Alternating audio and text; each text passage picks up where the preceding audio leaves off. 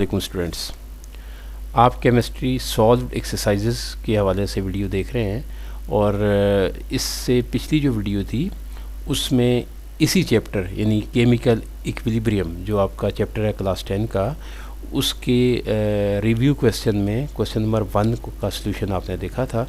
और आज की इस वीडियो में आप केमिकल इक्विलिब्रियम की ही रिव्यू क्वेश्चन का क्वेश्चन नंबर 2 जो कि शॉर्ट आंसर्स जिसमें पूछे जा रहे हैं, मांगे गए हैं, वो उससे मुतल्लिक है, वो आप देखेंगे।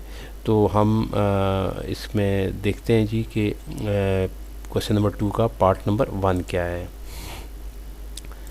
तो पार्ट नंबर 1 में आ रहा है जी कि differentiate between forward and reverse reactions. इसमें आपने बताना ये है कि फॉरवर्ड और रिवर्स रिएक्शंस के दरमियान क्या डिफरेंस होता है, उनको कैसे, उनका फ़र्क क्या बताएंगे। तो देख लेते हैं जी क्या फ़र्क होता है। सबसे पहला जो फ़र्क है कि फॉरवर्ड रिएक्शन में रिएक्टेंट्स आपस में रिएक्ट करके प्रोडक्ट्स बनाते हैं, जबकि रिवर्स रिएक्शन, इसी के मुकाबले में जो रिवर्स रिएक्शन हो रहा होता है उसमें प्रोडक्ट्स रिएक्शन करके वापस रिएक्टेंट्स को बनाते हैं। यानी हम अगर रिएक्शन की बात करें तो लेफ़्ट साइड पे हम जिन सब्सटेंसेस के फार्मूलाज को लिखते हैं उनको हम अमूमन रिएक्टेंट्स कहते हैं, और जो राइट साइड पे लिखे होते हैं उनको अमूमन हम प्रोडक्ट्स कहते हैं। तो यहाँ पे सूरत हाल ये हो रही है कि रिएक्टेंट्स आपस में रिएक्ट करके प्रोडक्ट्स बना रहे हैं और प्रोडक्ट्स वापस रिएक्टेंट्स को बना रहे हैं। तो ये डिफरेंस हो गया इनके दरमियान पहला। और दूसरा डिफरेंस अगर आप देखें तो दूसरे डिफरेंस में क्या हो रहा है जी कि हम लिखने का जो हम पेपर के ऊपर लिखते हैं या कंप्यूटर के अंदर लिखते हैं, तो रिएक्टेंट्स को हम कहाँ पे लिखते हैं, लेफ़्ट साइड पे लिखते हैं, जबकि जो हमारे प्रोडक्ट्स होते हैं वो हमेशा राइट साइड पे लिखे जाते हैं, रिएक्शन की राइट साइड में। और इसी तरह से अगर हम एक और डिफरेंस देख लें तो वो ये है कि अगर जब रिएक्शन स्टार्ट होता है, इनिशियल स्टेज के ऊपर होता है, तो फॉरवर्ड रिएक्शन जो है बहुत फास्ट होता है। चूँकि रिएक्टेंट्स की कंसंट्रेशन बहुत ज़्यादा होती है तो इस वजह से फॉरवर्ड रिएक्शन बहुत तेज़ी के साथ चल रहा होता है, और फिर जो टाइम गुजरता जाता है तो फिर ये स्लो होना शुरू हो जाता है। जबकि अगर हम रिवर्स रिएक्शन को देखें तो बिगनिंग में या स्टार्ट में ये बिल्कुल जो है वो स्लो होता है या नेग्लिजिबल होता है, इसकी स्पीड बहुत ही कम होती है, और जो टाइम गुजरता है तो उसके साथ साथ ये भी स्पीड अप होना शुरू हो जाता है। तो स्टूडेंट्स, ये आपके क्वेश्चन नंबर 2 का पहला पार्ट था जिसमें आपने देखा कि रिवर्सिबल और फॉरवर्ड रिएक्शंस के अंदर क्या डिफरेंस होता है। सॉरी, मैं रिवर्सिबल लफ्ज़ इस्तेमाल कर गया हूँ। रिवर्सिबल पूरे रिएक्शन के लिए इस्तेमाल किया जाता है। मैं यहाँ पे बताना आपको ये चाह रहा था कि रिवर्स रिएक्शन और फॉरवर्ड रिएक्शन में के दरमियान में क्या फ़र्क है वो आपने सीखा है। क्वेश्चन नंबर 2 का पार्ट 2 है आपके सामने, और पार्ट 2 क्या पूछ रहा है जी, कह रहा है what is chemical equilibrium. Chemical equilibrium क्या होता है। तो स्टूडेंट्स, आप जानते हैं कि केमिकल इक्विलिब्रियम हम उस स्टेट को कहते हैं रिएक्शन की, या रिएक्शन उस स्टेज पर होता है जब फॉरवर्ड और रिवर्स रिएक्शन आपस में बिल्कुल बराबर हो जाते हैं। यानी रिएक्शन चल रहे होते हैं लेकिन कंसंट्रेशन ना तो रिएक्टेंट्स की चेंज हो रही होती है ना प्रोडक्ट्स की चेंज हो रही होती है, क्योंकि जितना रिएक्टेंट्स प्रोडक्ट्स को बना रहे होते हैं उतना ही वापस प्रोडक्ट्स रिएक्टेंट्स को बना रहे होते हैं। तो कंसंट्रेशन में कोई तब्दीली नहीं आती लेकिन रिएक्शन चल रहा होता है। तो बहरहाल इसको आप इस तरह से डिफ़ाइन कर सकते हैं जी, a state of chemical reaction in which forward and reverse reaction take place at the same rate is called chemical equilibrium। तो इस तरह से स्टूडेंट्स आपने क्वेश्चन नंबर 2 का पार्ट 2 उसका सॉल्यूशन देख लिया। स्टूडेंट्स, क्वेश्चन नंबर 2 का पार्ट नंबर 3 है state the law of mass action. तो स्टूडेंट, आपने पिछली वीडियोस में भी सीखा था कि लॉ ऑफ मास एक्शन हमें हेल्प करता है किसी भी सब्सटेंस का रेट ऑफ रिएक्शन जानने में, और फिर उस पूरे मजमूई रिएक्शन का रेट ऑफ रिएक्शन क्या है उसमें भी हमें ये मदद करता है। तो हम देखते हैं कि किसी भी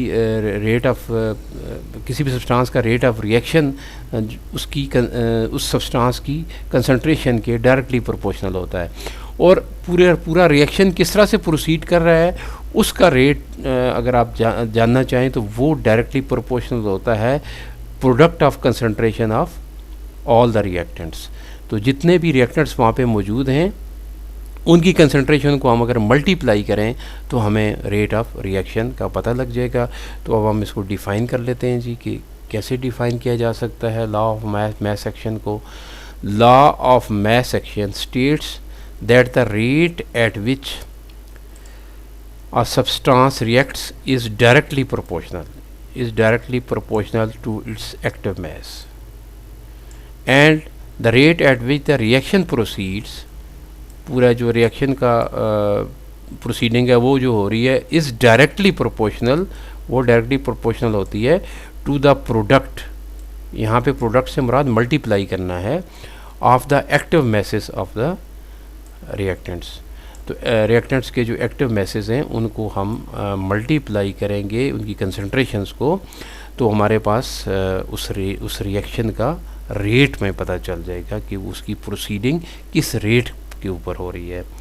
तो इस तरह से स्टूडेंट्स आपने क्वेश्चन नंबर 2 का पार्ट नंबर 3 का सॉल्यूशन देखा जी। क्वेश्चन नंबर 2 का पार्ट 4 है स्टेट कंडीशंस फॉर इक्विलिब्रियम।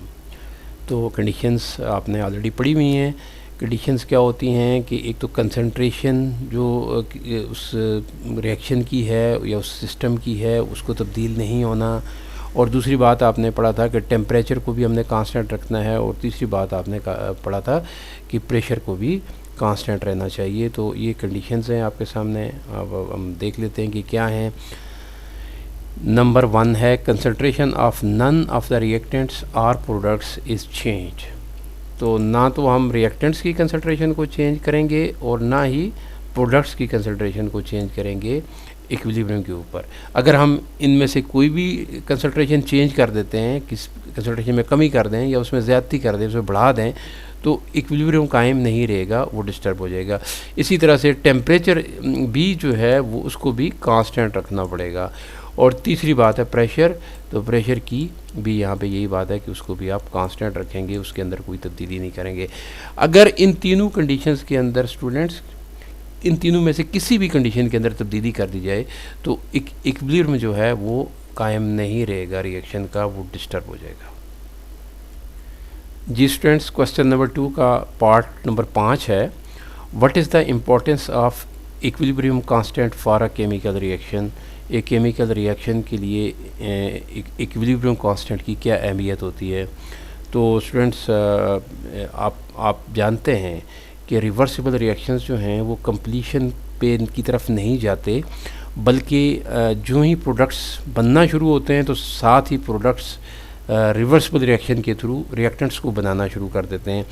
तो इसलिए हमें इंडस्ट्री में जब हम इन रिएक्शंस का इस्तेमाल होता है तो वहाँ पे प्रॉब्लम ये आ जाता है कि हमारा जो हमें अगर कोई प्रोडक्ट चाहिए तो वो उतनी मकदार में अगर रिवर्सिबल रिएक्शन को एज इट इज़ चलने दिया जाए तो हमें वो प्रोडक्ट उस मकदार में मैसर नहीं हो सकता, दस्तयाब नहीं हो सकता जितना हमें चाहिए होता है।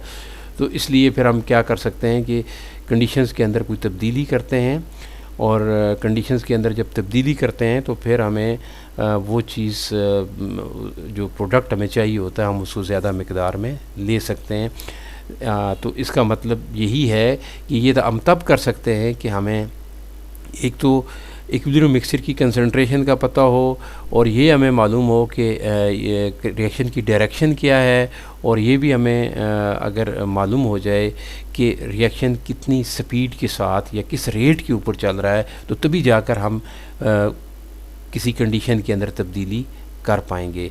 तो इसमें जो इसकी इम्पोर्टेंस है इक्विलिब्रियम कांस्टेंट की वो यही है कि एक तो चूँकि हम जब रिएक्टेंट्स हमने रिएक्टेंट्स को आपस में मिलाया है रिएक्शन के लिए, तो हमें उनकी कंसंट्रेशन तो पता थी, इसलिए हम एक तो पहली बात यह है कि इक्विलिब्रियम कंसंट्रेशन जो उसकी या इक्विलिब्रियम मिक्सचर जो है उसकी कंसंट्रेशन उसी बेस के ऊपर हम मालूम कर सकते हैं कि जब रिएक्शन इक्विलिब्रियम के पर पहुंचता है तो उस मिक्सचर की कंसंट्रेशन क्या होगी।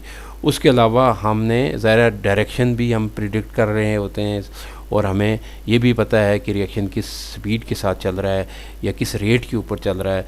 तो इस तरह से हम टेम्परेचर, प्रेशर या कंसंट्रेशन के अंदर तब्दीली करके अपने मर्ज़ी के नताइज हासिल कर सकते हैं। और इन सारी चीज़ों को जानते हुए फिर हमें ये मालूम होगा, पता होगा कि हमारी जो चेंज होगी उसका क्या इफ़ेक्ट होगा। तो हम कंडीशन के अंदर, कौन सी कंडीशन के अंदर हम प्रेशर में मोस्टली तब्दीली कर सकते हैं या टेम्परेचर में करते हैं। कंसंट्रेशन में जो तब्दीली है वो कम ही की जाती है, तो टेम्परेचर या प्रेशर के अंदर तब्दीली करके हम अपनी मर्ज़ी के नताइज हासिल करते हैं।